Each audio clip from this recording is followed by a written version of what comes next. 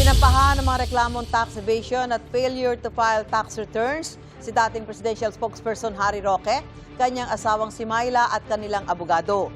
Ayon sa Bureau of Internal Revenue, mahigit 3.35 million pesos na buwis, interest at surcharges ang hindi nabayaran ng mag-asawang Roque.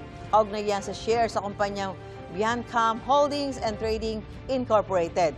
Naniniwala naman si Harry Roque na politika ang motibo sa pagsasampa ng reklamo laban sa kanila. Intensyon daw nitong mangharas ng mga kilalang taga-suporta ng Administrasyong Duterte. Dagdag ni Roque, walang basihan ang mga reklamo.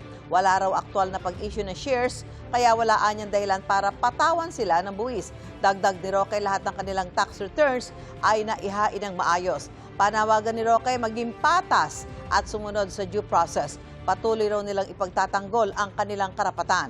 Sisikapin pang puna ng pahayag ang iba pang inareklamo ng BIR.